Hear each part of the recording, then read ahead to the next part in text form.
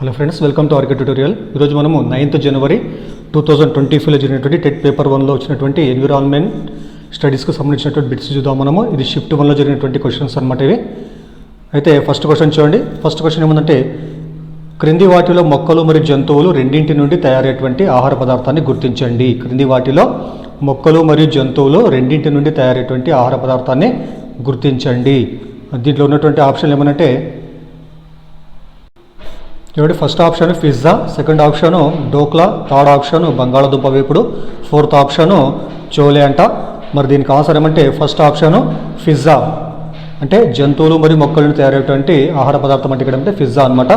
తర్వాత సెకండ్ చూద్దాం మనం. సెకండ్ క్వశ్చన్ ఏముందంటే, శరీరానికి అనేక వ్యాధులతో పోరాడడానికి మరి రోగ నిరోధక శక్తిని బలోపేతం చేయడానికి ప్రధానంగా సహాయపడేటువంటి విటమిన్ ఏదైనా ఇక్కడ ఇచ్చినటువంటి ఆప్షన్లు ఏమందంటే, first one vitamin A, second one vitamin E, third one vitamin C, తర్వాత ఫోర్త్ వన్ విటమిన్ కే అనమాట.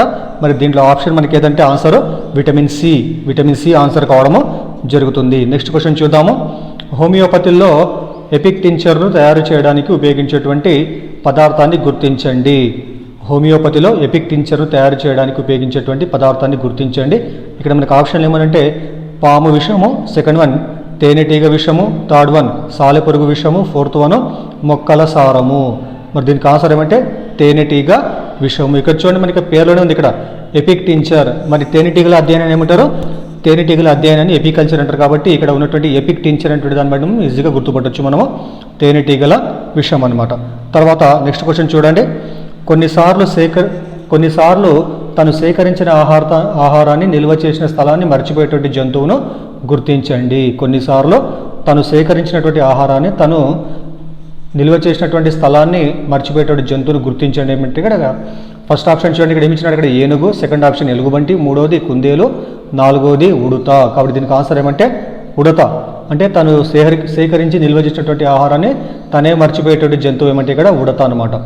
తర్వాత నెక్స్ట్ క్వశ్చన్ చూడండి. నెక్స్ట్ ఏముందంటే, క్రింది వాటిలో 4 ప్రధాన పుష్ప భాగాలు రక్షక పత్రాలు, ఆకర్షక పత్రాలు, కేసరావళి మరియు అండకోశాలు కలిగి ఉన్నటువంటి పుష్పం ఏది అన్నట్టు ఇక్కడ దీనికి ఇచ్చినటువంటి ఆప్షన్లు ఫస్ట్ది దోసకాయ, సెకండ్ది సోరకాయ, మూడవది బొప్పాయి, నాలుగవది ఇఫోమియా. మరి దీనికి ఆన్సర్ ఏమంటే ఇఫోమియా. తర్వాత నెక్స్ట్ క్వశ్చన్ చూద్దాము.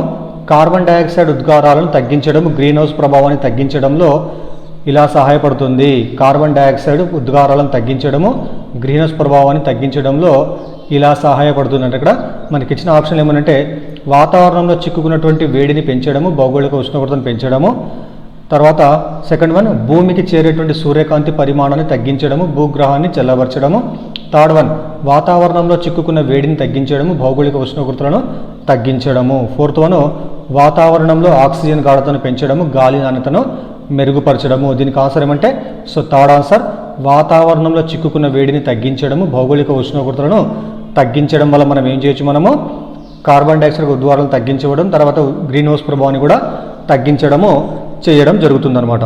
తర్వాత నెక్స్ట్ క్వశ్చన్ చూద్దాము.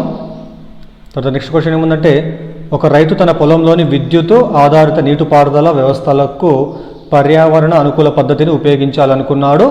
ఏ పునరుత్పాదక ఇంధన వనరు అతనికి ఉత్తమ ఎంపికగా ఉంటుంది? దీనికి ఆన్సర్ ఫస్ట్ వన్ ఏముంది ఇక్కడ సౌరశక్తి, సెకండ్ వన్ పవనశక్తి, మూడోది బయోమాసు, నాలుగోది జలశక్తి. కాబట్టి దీనికి ఆన్సర్ ఏమంటే ఫస్ట్ వన్ ఆన్సర్ సౌరశక్తి కావడం జరుగుతుంది. ఒక రైతు తన పొలంలోని విద్యుత్ ఆధారిత నీటిపారుదల వ్యవస్థలకు పర్యావరణ అనుకూల పద్ధతిని ఉపయోగించాలనుకుంటున్నాడు. ఏ పునరుత్పాదక ఇంధన వనరు అతనికి ఉత్తమ ఎంపికగా ఉంటుందంటే మొదటి ఆప్షన్ సౌరశక్తి అతనికి ఉత్తమ ఎంపికగా ఉండడము జరుగుతుంది. నెక్స్ట్ చూద్దాం మనం. తర్వాత క్వశ్చన్, క్రింది వాటిలో నీటి కాలుష్య కారకాలను గుర్తించండి. క్రింది వాటిలో నీటి కాలుష్య కారకాలను గుర్తించండి. ఇచ్చినటువంటి ఆప్షన్లు ఏమన్నా ఇక్కడ first one oxygen, second one పురుగు మందులు, థర్డ్ వన్ నత్రజని, ఫోర్త్ వన్ కార్బన్ డైఆక్సైడ్. మరి ఇందులో ఆన్సర్ ఏమంటే మనకు పురుగు మందులు.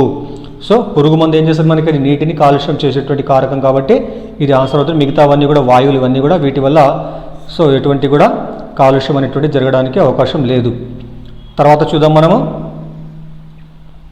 భారతదేశపు శ్వేత విప్లవ పితామహుడు ఎవరు? భారతదేశపు శ్వేత విప్లవ పితామహుడు. దీనికి ఆప్షన్ ఏమైనా ఇక్కడ Hiralal Chaudhary, second one Varghese Kurien, third one Durgesh Patel, fourth one MS Swaminathan. మరి దీనికి ఆన్సర్ మీకు అందరికి తెలిసినటువంటి విషయం ఏది, భారతదేశ శ్వేత విప్లవ పితామహుడు ఎవరంటే వర్గీస్ కురియన్. తర్వాత చూద్దాం మనం. తర్వాత నెక్స్ట్ క్వశ్చన్, ఈ అవయవం రెండుగా విడిపోయి ఊపిరితిత్తుల్లోకి తెరుచుకుంటుంది. ఈ అవయవము రెండుగా విడిపోయి ఊపిరితిత్తుల్లోకి తెరుచుకుంటుంది. మరి అవయవం పేరేమంటే ఇక్కడ ఇచ్చిన ఆప్షన్లు చూద్దాం మనము. అన్నవాహిక, second one diaphragm, third one వాయునాళము, ఫోర్త్ వన్ స్వరపేటిక. మరి దీనికి ఆన్సర్ వాయునాళము. సో నెక్స్ట్ క్వశ్చన్ చూద్దాము. క్రేనియం అనే పదం శరీరంలోని ఈ భాగాన్ని సూచిస్తుంది. క్రేనియం అనేటువంటి పదార్థము శరీరంలోని ఈ భాగాన్ని సూచిస్తుంది. మరి దీనికి ఆప్షన్లు చూద్దాం మనం. ఫస్ట్ ఏమంది ఇక్కడ ఎగువ దవడ ఎముక, సెకండ్ వన్ ఉర పంజరము, థర్డ్ వన్ వెన్నుపాము, ఫోర్త్ వన్ మెదడును కప్పి ఉంచేటువంటి పొర. మరి దీనికి ఆన్సర్ ఏమంటే మెదడును కప్పి ఉంచేటువంటి పొర ఆన్సర్ కావడం జరిగింది. తర్వాత నెక్స్ట్ క్వశ్చన్ చూద్దాము.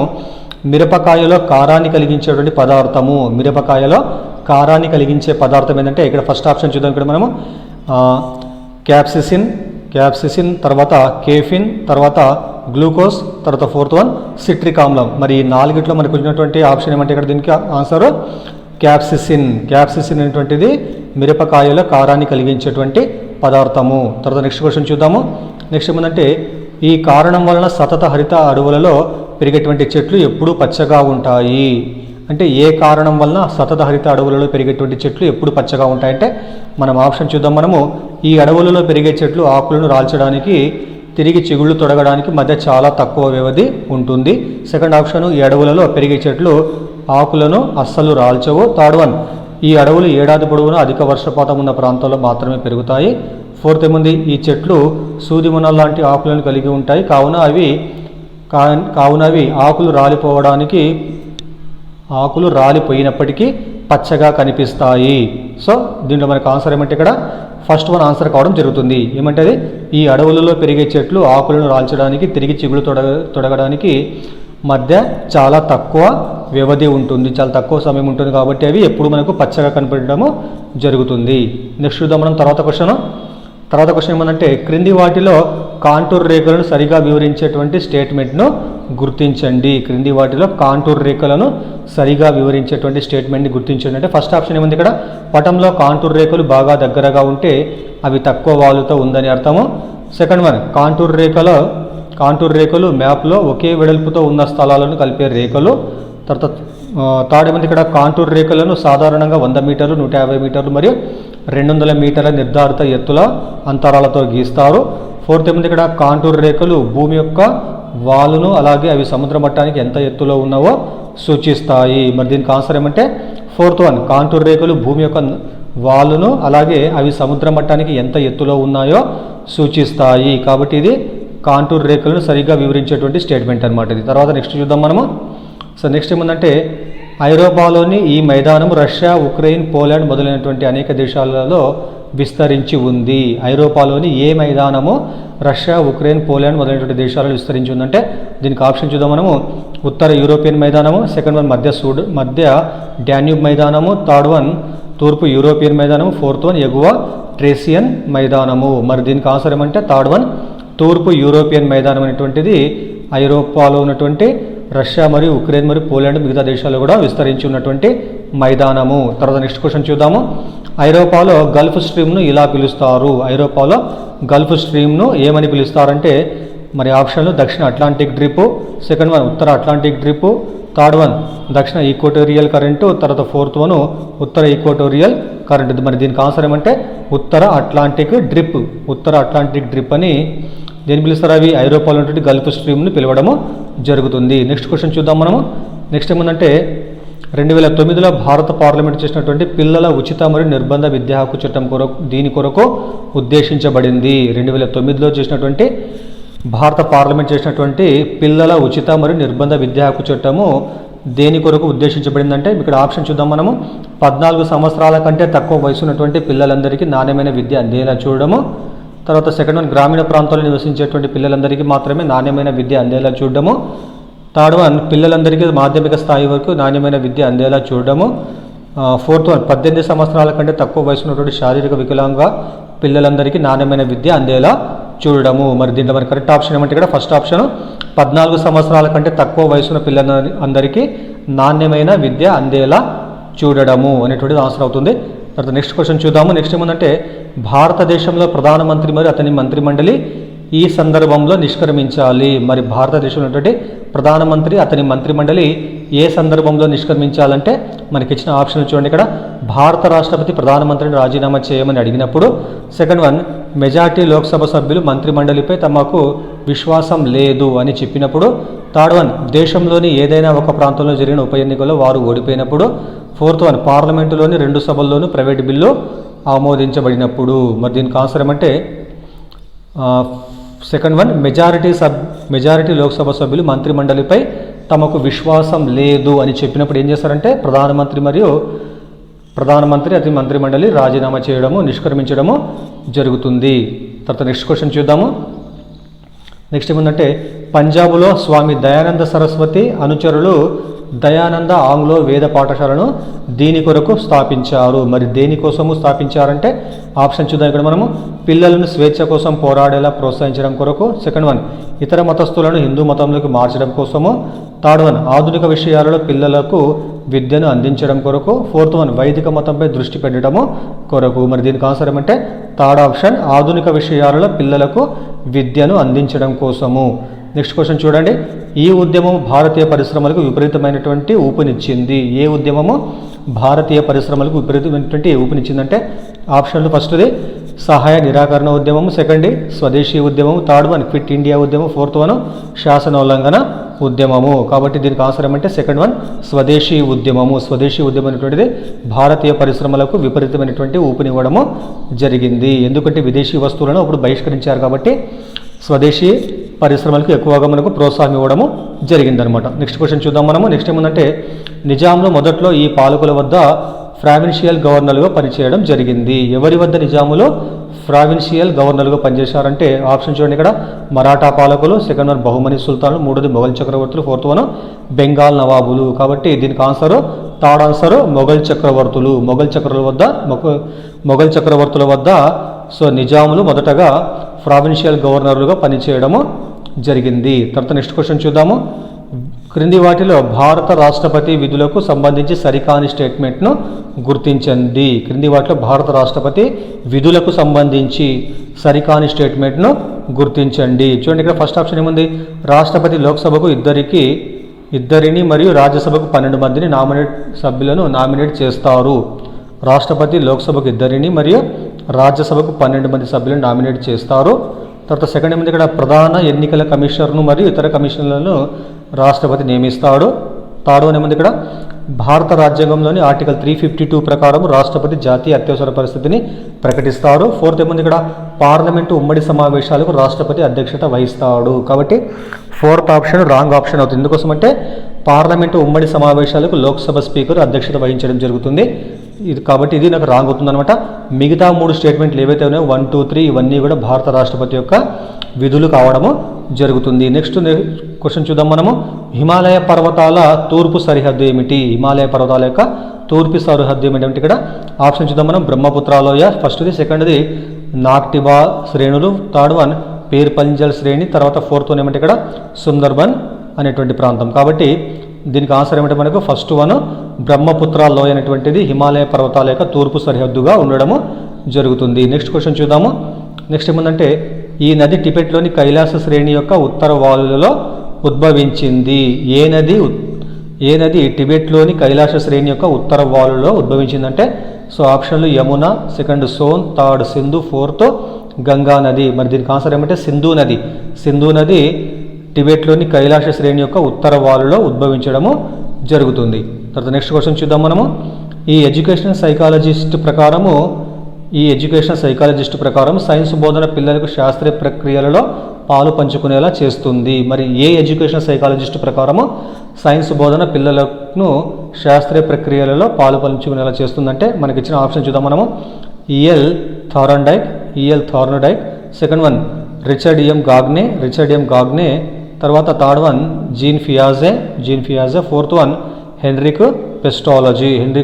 కాబట్టి దీనికి ఆన్సర్ ఏమంటే మనకు రిచర్డ్ ఎం గాగ్నే ప్రకారము పైన ఉన్నటువంటి సైన్స్ బోధన పిల్లలకు శాస్త్రీయ ప్రక్రియలో పాలు పంచుకునేలా చేస్తున్నటువంటి ఆ స్టేట్మెంటు ఈ శాస్త్రవేత్తకు సంబంధించినటువంటి స్టేట్మెంట్ అనమాట. తర్వాత చూద్దాం మనము నిర్మాణాత్మక ముదింపు యొక్క లఘు నికషాలలో క్రింది సామర్థ్యాలు అభ్యసన సూచికలను మినహాయించవచ్చు. నిర్మాణాత్మక ముదింపు యొక్క లఘు నికషాలలో క్రింది సామర్థ్యాలు లేదా అభ్యసన సూచికలను మినహాయించవచ్చు అంటే అవి ఏమంటే ఆప్షన్ ఫస్ట్ ఏముంది ఇక్కడ విలువలు, సున్నితత్వము మరియు వైవిధ్యం పట్ల ప్రశంస అనమాట. సెకండ్ ఏముంది సమాచార నైపుణ్యాలు, చిత్రలేఖన నైపుణ్యాలు. థర్డ్ వన్ అవగాహన, ప్రశ్నించడము, పరికల్పన, సూత్రీకరణ. ఫోర్త్ ఏముంది ఇక్కడ ప్రాజెక్టులు, సర్వేలు, క్షేత్ర పర్యటనలు. కాబట్టి దీనికి ఆన్సర్ ఏమంటే ప్రాజెక్టులు, సర్వేలు, తర్వాత క్షేత్ర పర్యటనలు అనేటువంటిది ఆన్సర్ కావడము జరిగింది. సెకండ్ చూద్దాము. నెక్స్ట్ క్వశ్చన్ చూద్దాం మనము. క్రింది వాటిలో ఒకటి సైన్స్ కిట్ల ప్రయోజనం కాదు. మరి ఏది ఇచ్చినటువంటి ఆప్షన్లలో సైన్స్ కిట్ల యొక్క ప్రయోజనం కాదంటే ఇక్కడ మీద ఆప్షన్లు ఏమైనా ఫస్ట్ది వాటిని ఉపయోగించడానికి అదనపు శక్తి వనరులు అవసరము. సెకండ్ ఏముంది ఇక్కడ వాటిని ఎక్కడికైనా కొనిపోవచ్చు మరియు గది లోపల లేదా బయట ఎక్కడైనా ఉపయోగించవచ్చు. నెక్స్ట్ ఏముంది థర్డ్ వన్ సైన్స్ కిట్లలో ఉంచబడినటువంటి సామాగ్రి మరియు పరికరాలు సరళమైనవి, స్థానికంగా అందుబాటులో ఉంటాయి మరియు మెరుగుపరచగల సామర్థ్యాన్ని కలిగి ఉంటాయి. ఫోర్త్ వన్ ఈ కిట్లలో లభించేటువంటి సాధారణ సామాగ్రితో పెద్ద సంఖ్యలో కృత్యాలు నిర్వహించవచ్చు. కాబట్టి ఇక్కడ సెకండ్, థర్డ్, ఫోర్త్ ఈ మూడు కూడా కరెక్ట్ స్టేట్మెంట్ అయితే ఫస్ట్ స్టేట్మెంట్ ఏదైతే ఉంటుందో ఇది మనకు రాంగ్ స్టేట్మెంట్. కాబట్టి ఇది మనకు ఆన్సర్ కావడం జరిగింది. అంటే వాటిని ఉపయోగించడానికి అదనపు శక్తి వనరులు అవసరం అంటే అవసరం లేదని అందులోనే అన్నీ ఉంటాయని చెప్పడం జరిగింది ఇక్కడ. తర్వాత నెక్స్ట్ క్వశ్చన్ చూద్దాం మనము. నెక్స్ట్ ఏముందంటే ఒక విద్యార్థి కుటుంబ వ్యవస్థలో మార్పుకు కారణాలు చెప్పుట. ఒక విద్యార్థి కుటుంబ వ్యవస్థలో మార్పుకు కారణాలు చెప్పుట అనేటువంటి అభ్యసన సూచిక ఈ విద్యా ప్రమాణములకు చెందుతుంది. ఫస్ట్ ఏమిటి ఇక్కడ ఆప్షన్లు సమాచార సేకరణ నైపుణ్యము, విషయ అవగాహన, థర్డ్ వన్ ప్రశ్నించుట, పరికల్పనలు చేయుట, ఫోర్త్ వన్ ప్రయోగాలు, క్షేత్ర పరిశీలనలు. మరి దీనికి ఆన్సర్ ఏమంటే విషయ అవగాహన. అంటే విద్యార్థికి విషయ అవగాహన కలగడం వల్ల కుటుంబ వ్యవస్థలో మార్పుకు కారణాలను చెప్పడము జరుగుతుంది. కాబట్టి ఇది ఆన్సర్ అవుతుంది. తర్వాత నెక్స్ట్ క్వశ్చన్ చూద్దాం మనము. నెక్స్ట్ ఏమంటే సైనికులు వాడిన కత్తులు మరియు థర్మాకోల్తో తయారు చేయబడినటువంటి ఇల్లు అనునవి వరుసగా వీటికి ఉదాహరణలు. సైనికులు వాడినటువంటి కత్తులు మరియు థర్మాకోల్తో చేయబడినటువంటి ఇల్లు అనేటువంటివి వేటికి ఉదాహరణలు అంటే ఫస్ట్ ఇక్కడ ఆప్షన్ ఏముంది ఇక్కడ నిజ వస్తువులు, నమూనాలు. సెకండ్ వన్ నమూనాలు, నిజ వస్తువులు. థర్డ్ వన్ రెండు నిజ వస్తువులు. ఫోర్త్ వన్ రెండు కూడా నమూనాలు. చూడండి ఇక్కడ సైనికులు వాడిన కత్తులు అంటే ఇక్కడ మనకి నిజ వస్తువులు అవి, అదేవిధంగా థర్మాకోల్తో చేసిన ఇల్లేమో మనకు అది నమూనాకు ఉదాహరణ. కాబట్టి మనకు ఆన్సర్ ఫస్ట్ వన్ నిజ వస్తువులు మరియు నమూనాలకు సరిపోవడం జరిగింది ఆన్సర్. నెక్స్ట్ వన్ చూద్దాం మనం. నెక్స్ట్ క్వశ్చన్ ఏముందంటే పటాలకు సంబంధించి ఈ క్రింది జతలలో సరైన వాటిని ఎంపిక చేయండి. పటాలకు సంబంధించి క్రింది జతలలో సరైన వాటిని ఎంపిక చేయండి. మరి ఆప్షన్ ఏమని ఇక్కడ చదును పటాలు, ఏకపార్శ్వ పటాలు. సెకండ్ వన్ రిలీఫ్ పటాలు, ద్విపార్శ్వ పటాలు.